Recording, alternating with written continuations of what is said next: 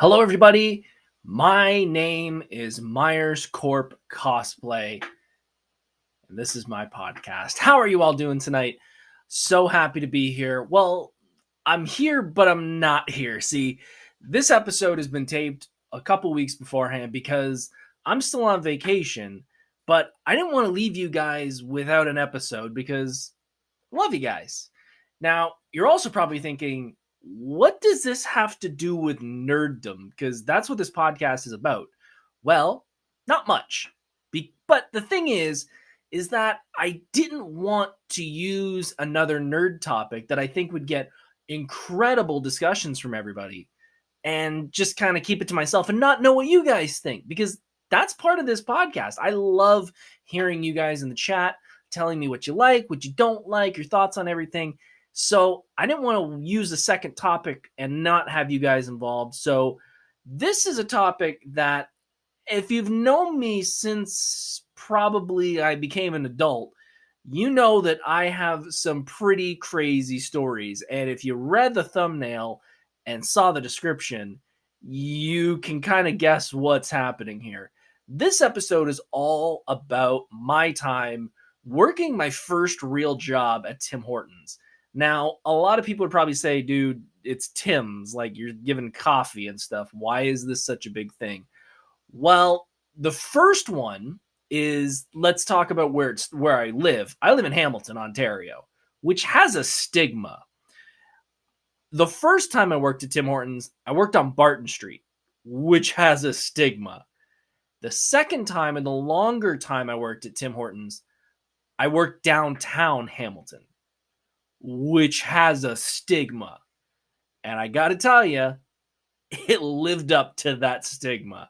So this is a whole episode talking about the stories of when I worked at Tim's and all the interesting things and people that I met along the way. Before we start this episode, as always, if you're new here, I have a sponsor every single week. It's the most important sponsor that I think I can think of, and it's my wife. My wife is always going to be my sponsor here on the podcast, because without her, I wouldn't be the person I am today, especially with this topic, because I met my wife while I was working at Tim Hortons, and she was one of the first ones who realized, hey, you need to do something better with your life. And since then, I'm married, I own a house, I got cars, I've went to college, I graduated, I have a great paying job now, I have a great job overall. And a lot of it was because of her. She says it's me and my work, and okay, I'll take it. But honestly, if it wasn't for her, I'd probably still be at Tim's complaining every single night about how I hate my job. So especially on this episode, hun, you are incredible. I love you. You will always be my sponsor. Let me set the stage first, because I think that understanding the situation and understanding my mindset going into this will really help you understand my thought process when these situations happened. So I'm not going to get into too much detail, but there was a point in my life where I didn't have to work, and this was in my 20s. I was financially set. I did not have to worry about work for the most part. My girlfriend at the time, we were good. However, she realized that I was sitting at home playing video games a lot, and at some point I would need to work. So she kind of gave me a kick in the pants to get a job. I had a job before I met her, but because once we started dating, I quit the job and didn't work that since then. Hope that made sense. She kicked me in the pants and said I should probably get a job. I did. We subsequently broke up not long after that. Whole nother story. So that is kind of my mindset. I didn't want to work in the first place. I just wanted to enjoy life. I wanted to go to concerts. I wanted to play video games, watch movies, and not do anything. But sooner or later, you gotta work. So let's start with my first time working at Tim Hortons. My first time working at Tim's was on Barton Street. I got the job from a friend. His mom worked there, and she knew I should probably start working. This was when I was about 18. So I started working there, and it was a small little store with no sitting. It was just a drive-through. And I didn't want to work there, like I said. And the coworkers I was with were not the best people to work with in the first place. So not wanting to go to work was high on my list. To set the stage, one of the managers left me alone multiple occasions. I would say I was at this location for only a few months, but I would say over 5 times he would leave for multiple hours, leave me alone in the store to go buy drugs, and I would just be on my own. Never really worked in my life, never, just kind of had to handle it. The other manager I worked with stole like a madman. He got busted for it finally. And this wasn't just stealing donuts and stuff at the end of the night. No, this guy was stealing milk and butter and pop and like actual product that you could buy at a store. He would just take it. And I was a rookie. I never worked there before, and he told me it was okay. I didn't take any because I didn't need it, but I went along with it until one day I showed up and he was gone, and I was explained to, you can't do that. So learn something. Overall, that store wasn't terrible because it was a double drive-through and I didn't have people, sitting in front of the store or sitting in the store for long periods of time. It was just dealing with cars. And one of the funny stories from that location was anytime you work in a place like this, I feel for anybody that works in fast food, you get those days where just no customers right, everybody's a jerk, and you just want to take it out. Well, one customer showed up, and he came in the drive-thru, and you have the headphones on. And for those who've never worked at fast food or specifically Tim's, you have a little button, and it's sort of the on and off button for the speaker. So when you're ready to talk, you push it in, talk, let it go. You can't hear anything. And this customer was just a jerk. Everything he said, he wanted modified and was a complete a-hole about it when we tried to explain, this would cost more and blah, blah, blah. So this was my first understanding of this button's important, was after I was done talking to him, I accidentally did not take my hand off the button and called him an a-hole over the speaker. And he heard me. I remember him pulling in. He was supposed to go around the drive-thru. He pulled right up to the front door, and I knew what he was doing, and I suddenly had to go to the washroom. And I went to the back, and my manager said, he didn't say it. He didn't say it. He's in the back working on stuff. But that was one of the first times where I was like, okay, I really got to, this isn't a free reign thing. I got to watch my language and check little stuff like that. But like I said, overall, that location wasn't too bad. There was a few times where it did get a little crazy, and that was a lot of the time when there were wrestling shows in the area. If you've watched the podcast for a while, I trained to be a professional wrestler for about a year. I really have the body for it. And the gym where we trained was literally a block away from my location. And there was a show coming up where they had a WWE guy there. And I knew, because I went to the gym, that tickets were selling fast, and a lot of them. And I remember going to my manager, I think it was the head of the store, and I said, look, this is happening this night. I can't work because I'm going there. I'm not wrestling, but I'm going as a fan. But when intermission lets out, these people literally walk up the street and there's no other restaurants or anywhere to eat in the area. And they weren't selling food at the show. So they're all coming to this location. We need to put a couple extra people from the day shift on night shift because it's going to get crazy.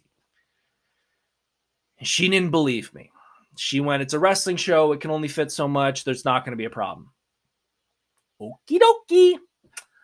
Sure enough, the show ends. I knew the show hits intermission. I knew it was intermission coming up because I knew the match lineup. So I left a few minutes early just to sort of beat the crowd by about 5-10 feet. And I turn up behind me, and there's got to be at least 50 to 60 people walking behind me wanting Tim Hortons all of a sudden. And I walk up, I open the door, and there's two people there.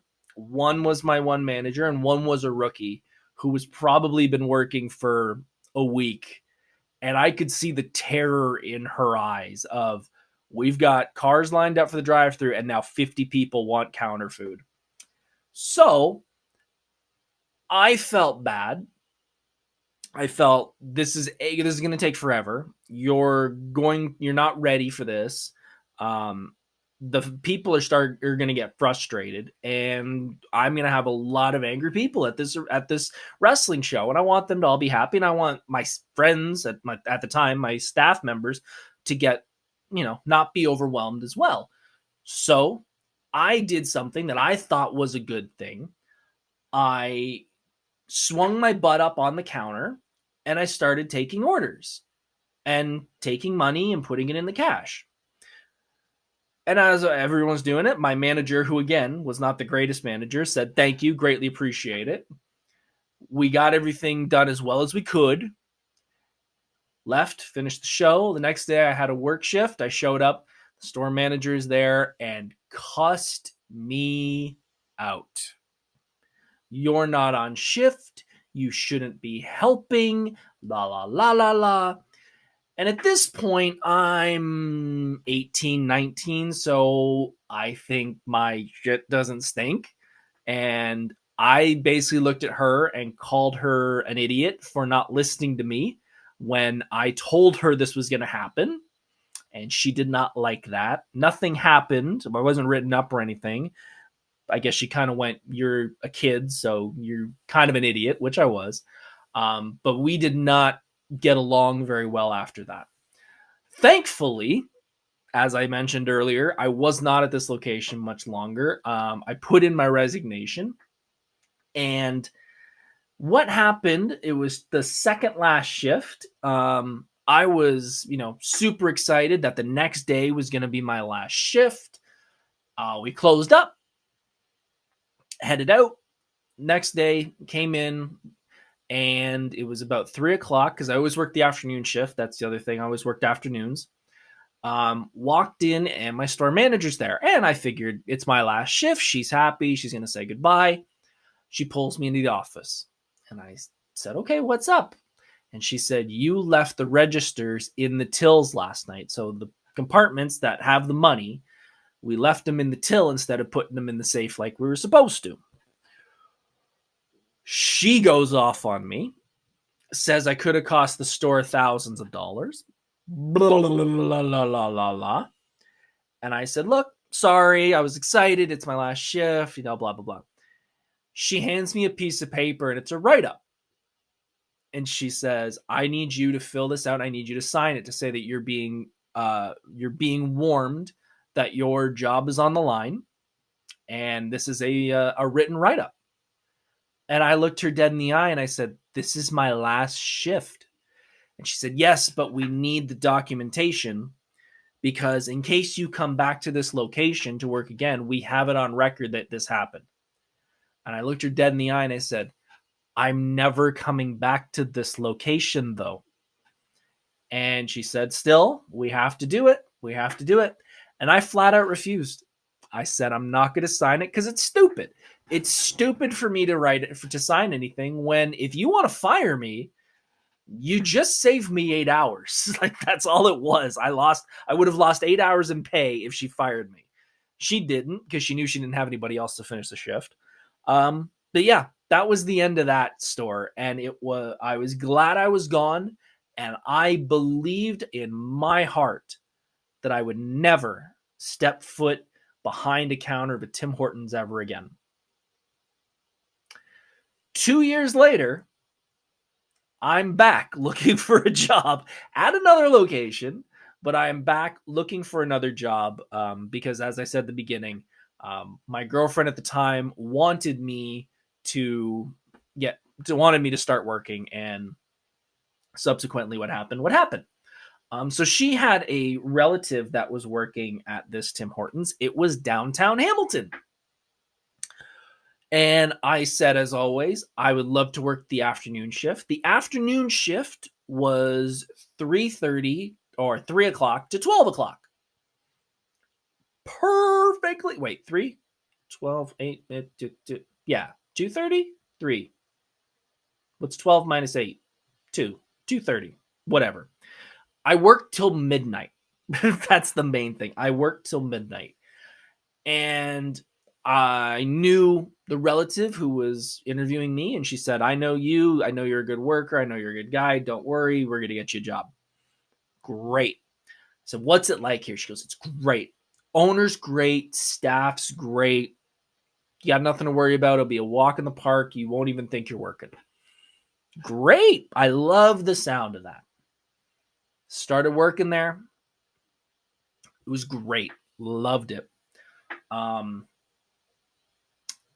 Until I showed up for my shift. I think it was about 2 months in, 2 or 3 months in. And we got a call from a family member of the owner. And what had happened is, now don't quote me on this, I believe it's a story, it's been a while, but I believe the owner of the store was out for a run one day and had a massive heart attack and died. So we were without an owner, which put into a lot of question of what was going to happen to the store. Coincidentally, not long after that, my girlfriend and I broke up. I was devastated. I was not doing well with it. We were only together for just over a year, but I still was not doing well with it. And my loyalty to the job was in question, which makes me laugh thinking about it because it's Tim's, folks. It's not the army. But anyways, that was the first warning sign that this was not as great of a cakewalk as we were told.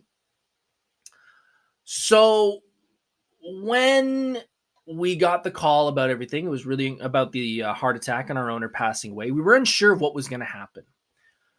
We later found out that I knew that this owner owned multiple stores in the area, and they would all be divided up amongst new owners, which we're fine with because owners know what they're doing. I shouldn't have to worry about it. We showed up to a big meeting where all of the stores were together, and we were shown who our new owners were. And we met this lady, and no one really knew who she was. We kind of knew owners in the area. If you're in the Hamilton area, you may know that one wife and husband kind of own a lot of the stores. So we thought hopefully we'd get one of them because they're amazing. But this one ended up being someone no one knew. And we kind of talked, we kind of talked to people who may know, and we found out that this woman had never owned a Tim's before, which we kind of went, that's odd. We were told it was going to be owners that had already owned stores. Well, we found out this owner got the store in a divorce settlement. Her husband at the time was an owner of another store, and I guess she enjoyed it so much being the wife of an owner that she wanted her own, and they divorced, and that was one of the things she asked for in the settlement was her own store. So, to set the stage, I'm working at a store which is downtown Hamilton, as I've said, so has an aura to it, with an owner who's never owned a fast food restaurant before and implemented her friend who has never managed as the head manager, who also went out to say in front of everybody, including her friend, the owner, that she hates all men. So that's the scene that I'm working in at this point. But I got to work. I got to make money. Can't quit. Wish I could have. So the morale of the store and the staff is falling fast. Staff are quitting. It's getting way more clicky, let's call it. Things are being changed. One of the things that was being changed, and this made me laugh. One day we showed up and the manager said, "We want you guys to do a football style hype chant to each other in a huddle before you hit the floor." And I basically looked at her and said, "There's no way you're going to hype me up to work at Tim Hortons. If anything, you're going to piss me off. If anything." That was faded away very quickly. Throughout the time there, the owner's son, who was probably 15, 16, is showing up all the time and eating all of our food, taking product left, right, and center, and just basically living free, eating whatever the hell he wants, and we can't do anything. So, again, setting the scene of what this place is like. Now, again, this is downtown Hamilton. This is the afternoon evening shift. This is across the street from a cougar bar. Yes, you heard me correctly. This is across the street from a cougar bar. So, you can guess when I was working my shifts, which were Thursday, Friday, Saturday nights, because I only worked part-time, because I would have killed if I worked full. Thursday, Friday, Saturday, 3 to 12 p.m., cougar bar. Think of the clientele that were coming in. One of those clientele was a, let's say, probably the age I am now, probably mid-30s, young lady. Relatively attractive for what came out of that cougar bar. And this was a Friday night. She came walking over. Stumbling would be a better term.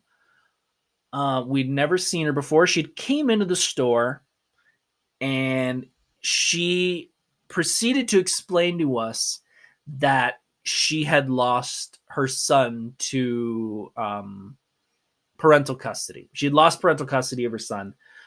Did not say why, but just said she had lost him. I think it was a day or two before she was grieving over this because she loved her son. She wanted a drink. We made her a coffee. She left. She proceeded to walk out the front door, take a left, and stand in front of the glass window. For those who don't know, Tim's is usually lined with glass, so you can see out almost the entire store. She then turned and faced us and proceeded to slowly and seductively take her clothes off. And she succeeded by taking all of her clothes off. And again, thankfully, she was attractive. It was not someone who really should not be doing this in public. No offense to some of those people out there, but some shouldn't. She could. She did. And we really didn't know how to handle this situation. It was myself and a female coworker. And we kind of just sat and watched in awe, in shock, in surprise. Many conversations after of, if she gets arrested, this is going to be hilarious because you are not getting custody back after this one. After she was done, she picked up her clothing and decided to take a walk. Don't know where she ended up. Honestly, I at that point I didn't care because I didn't know what to do about it. By the time we would have called the cops, she would have been gone anyway, so we didn't even end up calling the cops. As I mentioned earlier, my first location did not have a seating area. It was just a small double drive-through. This location did have a seating area, did have glass everywhere. So again, you were able to see outside. And we had a group of people, which honestly, I've not been down to that area in a long time, but I have a lot of suspicion that they're still there, and we called them the regulars. And the regulars would, I'm not kidding, get there at about 4 o'clock and stand out front of the Tim Hortons every single night and order all night long. I don't know why. This was just their hangout spot. And the fun of them being regulars was we got to hear all of the drama, which just made it so fun because none of us cared. But we would sit there and listen to them and listen to their inner turmoil and their arguing and their complaining. And then one night, the unexpected happened. If anyone watching is a fan of South Park, you know there is a very infamous scene or infamous episode where Jimmy and Timmy from South Park, who are physically disabled, get into a fight. I witnessed a live action recreation of that fight. There were two regulars who they literally could have been physical representations of those cartoon characters, and they went nuts on each other. There was blood at the end. It was a rough fight. And again, we really didn't know what to do because there's no cops around. By the time we called them, they'd be done. We actually did end up making friends with a couple police officers in the area because they would just show up to get coffee and we would tell them these stories. And they would say, like, well, you should call us. I said, okay, how long is your response time? And they would say, well, probably 20 minutes. And I'm like, they're done in 20 seconds by that point. Like, there's no way you're going to get here. But they gave us their number and we called for a couple other things. And it was about 20 minutes and they never made it on time. But so, yeah, during my time there, we had Nudity. We had two physically disabled people getting into fistfights. We had the regulars come in and try and cause problems almost weekly. There was one night where I think a coworker called it my Mufasa yell, which just turned into a guttural roar at these guys, and not a roar, but like a hey, but with that guttural sound. I've never been able to recreate it because I don't think I've ever been frustrated like I was. But yeah, that happened regularly where we would just hear about people just being stupid. One of the regulars, we really wanted the police to investigate, and unfortunately, all we had was rumor and innuendo. We really didn't have any cold, hard evidence. But we had been told by several people that one of the regulars, who was an elderly gentleman, and I say elderly, probably in his 50s, 60s, was very fond of younger boys. How young we suspected something illegal. But again, we couldn't tell. We couldn't, like, we had no evidence. It was just people talking. However, we were never fond of having this person around, but he was a regular. And I clearly remember one night, we'd shut the store down. It was after midnight. We are cleaning the tables, and my back is to the window. I'm bent over cleaning the table, and I suddenly feel and see a flash of light behind me. And I'm thinking, did a light break or something? And I'm whatever. And I see it again. And I turn around, and outside the window, this guy has got his phone up taking flash photos of my butt. Now, some people would take that and they would run outside and probably deck this guy. I am not physically built to do that. As I joke with my friends, I'm not in charge of fighting. I'm in charge of taunting and pointing. But I also had another thought, and that is, if this guy is enjoying taking pictures of my butt while I'm cleaning tables, and that's something he's going to enjoy later in the evening, I'd much rather him do that to photos of my butt than possibly something that he shouldn't be. So I was told by many of my coworkers when they were there, and later on when I explained what happened, that, more should be done about it. And I said, look, I don't have the energy for it. I can't do anything about it.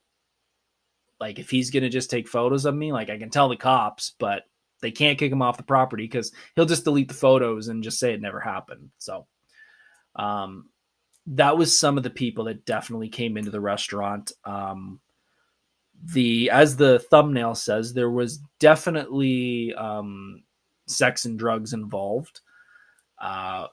There was multiple occasions where we heard moaning from the bathrooms. Multiple moans at the same time and solo moans. We also, on many occasions, would go in there and find drug paraphernalia left out, blood all over the place some nights. That sort of thickened my skin to some things. I remember my first real job, not Tim Hortons, but my first real job, I was working for a manufacturing facility, and we had normal stall doors with a space underneath. And for some reason, I know it was one of the stupid employees, but they would lock the door from the inside and somehow get out. I assume not crawling underneath, but lock it so no one could use it. Well, that would happen on the regular when I was at Tim's. So I would just, after a while, I just said, screw it. I would drop to my stomach, crawl across the floor, unlock it, and walk out. So I would do that at my new employer at the manufacturing facility, and they would be disgusted. And I'm like, dude, the amount of stuff I probably dragged myself through when I worked downtown Tim's, nothing you've got on that floor is going to bother me. Because there was nothing you could do. Like, really, we were kind of left to our own devices. And I think that's the part that, looking back on it, creeps me out more than anything, is like, we were stuck there. Like, we were so alone that if anything happened, like, it's going to take some time to get people there. And we were all 18, 20. Like, we weren't adults by that point. And like, we would have stupid rules. Like, we couldn't leave to go get lunch because we were told if we got off the property, we'd lose insurance. And if something happened, we couldn't be compensated for it. Like, stupid shit like that. But that's a side story. But yeah. And then after all that, we finally ended up having a staff meeting to sort of discuss. This was probably a year, 2 years into this new woman's ownership. And we found out we're going to have a staff meeting. And we said, okay, this is good. Like, she wants to talk about things getting better. I'll give you 3 guesses where this meeting happens. Downstairs of the Cougar Bar. She rents it out at about 2:00 in the afternoon. And we all have to come in, whether we're working or not, and do this stupid meeting. And I knew going in, based off what has happened so far, that she didn't care. And she was more going to tell us what she was going to do. And none of this was actually going to help us. So, me, being a child of Stone Cold Steve Austin and D-Generation X, kind of said, all right, I'm going to be the only one here, because I really didn't care at the time. I'm going to call you out on your bull. And I did. I don't remember the details. I wish I did, because man, it was a good time. We were talking about something. We got to the end. We were talking about changes and stuff, which weren't really changes. And we got to the end of the meeting, and she said, does anyone have anything else to add? And I threw my hand up, and everyone knew what I was going to do. And a hush went over the crowd. And I basically said, if we should talk about the problems and actually try and fix them. And it's funny, because this similar situation happened at another employer, where I kind of told them the problems that were happening, and their exact answer was, I don't believe this is the time or the place for it. And I went, no, actually, this is the perfect time and place to talk about it. And I said my piece, and I knew nothing was going to happen. And I got kind of cussed out after by the owner, that I shouldn't have done that, that was, I was an embarrassment to the store and all that, which I don't care. She hated me because I was the only one who told her when she was wrong.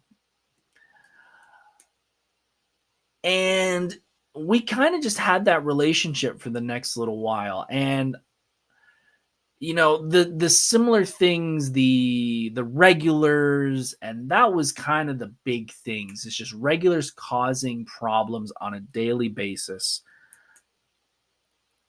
And this is one of the last couple. I don't want to keep you guys too much longer. Actually, we'll do it reverse order, because the first one is way funnier than the second one. The one of the last shifts that I worked at this Tim Hortons was probably one of the scary isn't the word, but looking back on it, it should have terrified me. But for some reason, when I get in situations like this, and I could tell you guys another story that kind of proves it, I kind of just become cool, calm, and collected. I really don't get scared. We were working. It was myself, and there was two other employees with me. One was in the back doing dishes, and the other employee that was with me was, I believe, she's a year or 2 years younger than me, so she was about 18, 19, and she was 6 months pregnant. So let's put that into clarification so you understand the environment. We had a customer walk into the store who we'd never seen before, carrying an axe.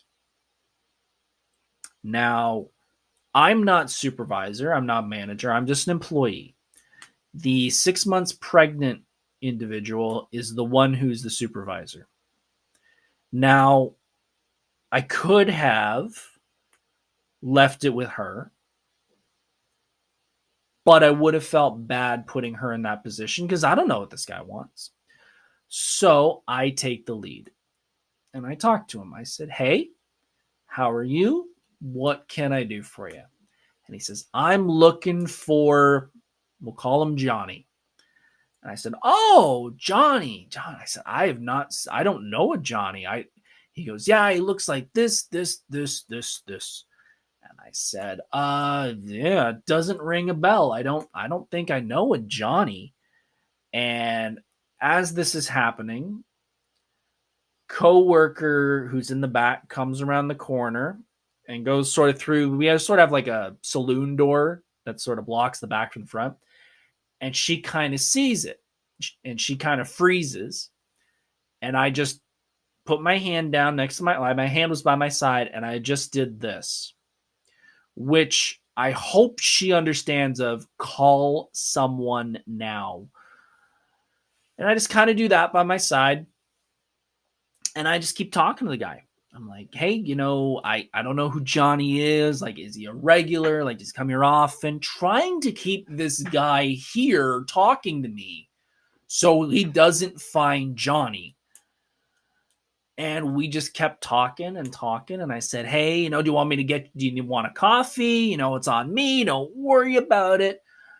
And we just kept talking. I made him a coffee. I actually think I made him a bagel just to keep him there a little longer.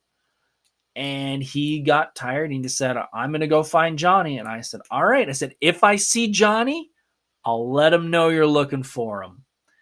And he left the store and he ended up walking around. The street was right here next to the store. And here we're kind of on a corner lot. And he went that way. And probably 10 seconds after I lost sight of him, cop cars just flying towards him. So when we were done the shift, we went and looked around. There was no anything left. We didn't see anybody. We didn't see what was possibly the remains of Johnny. But yeah, that was one of my last shifts was that. And it was crazy to think about something like that happening. And again, I'm only 19, 20 by that point. Like, I'm still a kid and I'm dealing with this, which really helps me now when I got a bad day at the office and I go, man, I'm not dealing with a guy with an axe. So I think I'm doing pretty well. I got one more story for you, and I'm going to kind of talk as I do this because this needs a little bit of clarification and a little bit of, how do I explain? A little bit of you have to see it to believe it. And if I tell you guys to go do this, you're not probably going to. So I'm just going to show you this because this is something I don't think anyone would believe unless I showed you it myself. When I was there, we were probably about, I'm trying to think, it was probably about year 3. And we were doing well. It was good. It was good sales, good this, that, and the other thing. And as we were getting ready the one day, my manager came up to me and said, are you working on such and such a day? And I said, I think so. And she said, okay, we're going to go somewhere that day. And I said, we're going to go somewhere. Where are we going? We're working. Where are we going? She goes, we're going to go around the corner, not far from the restaurant. And we're going to go to the Tim Hortons pep rally. And I went, what? And she goes, it's pep rally. And I went, oh, you can say it 50 times. What the hell is a pep rally for Tim Hortons? And she said, well, this is a sort of a touring group, let's call them, from head office that goes to different areas around the country. And they sort of bring this show, let's call it, to different cities. And it's sort of, you get a bunch of people from all the stores in the area, and it's a hype thing. Like, it's a big celebration of Tim Hortons. And I went, look, I don't want to go to this. Like, this is not for me. This is, this sounds dumb. And she said, no, no, like we really want.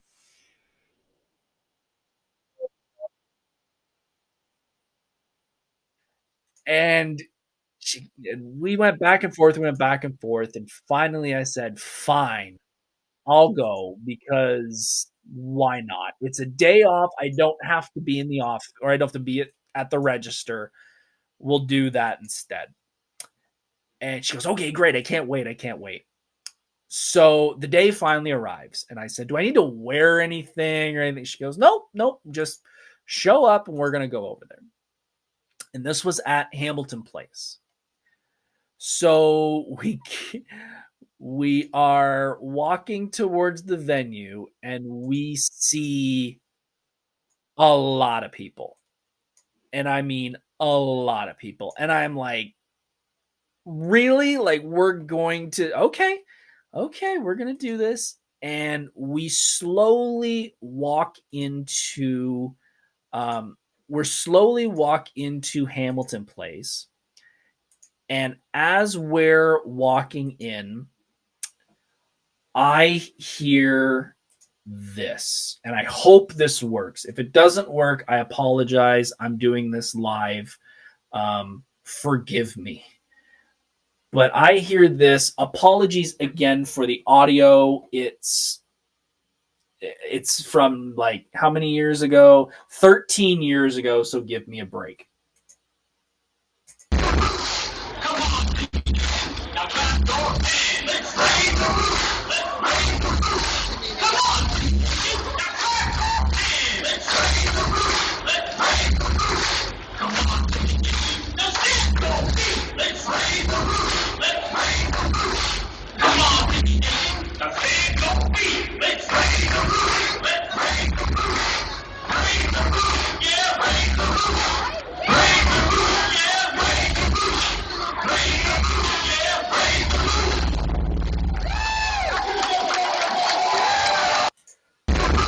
Folks, that's the closest thing to a cult I've ever seen.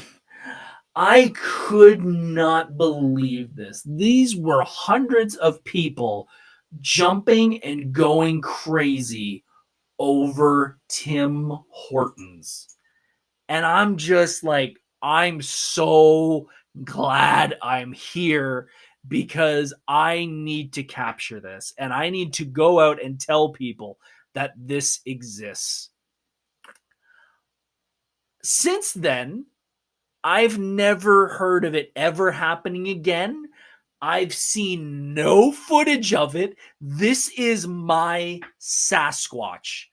Like, I saw this, I have it documented that this freaking happened, but I've never heard of this happening again.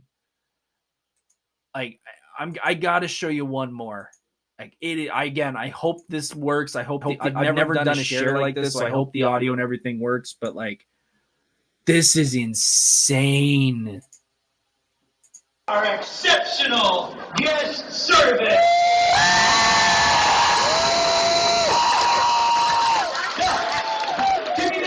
Timmy Nation, I gotta tell you something. The truth is, and I still have them, Dave.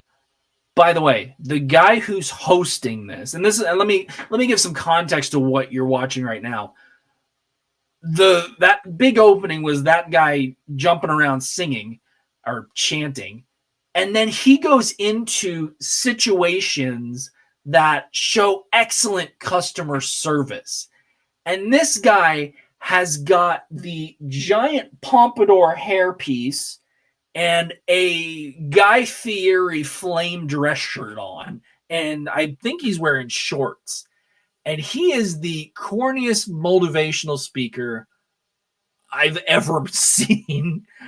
And these guys at Tim's, or the other Tim employees, are lapping this up. You can't see, but everybody's carrying glow sticks and lights and other shit that I'm just in shock.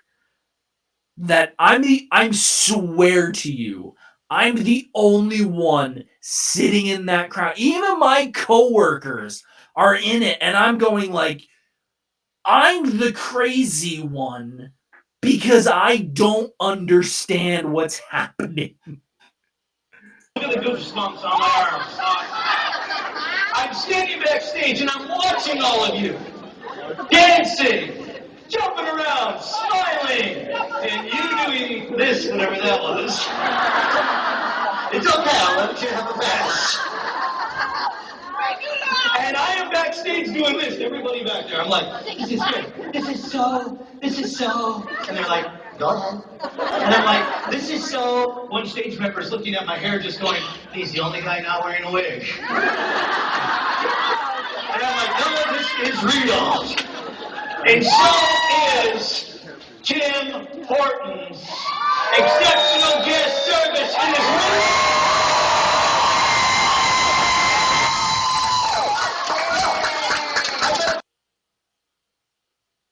I'm sorry, but again, that's the closest to me being involved in a cult I will ever be. And again, never heard about it after. Never heard about it touring the rest of Canada. Have Google searched it before many times and have not been able to find any evidence of this happening again or before. I don't know.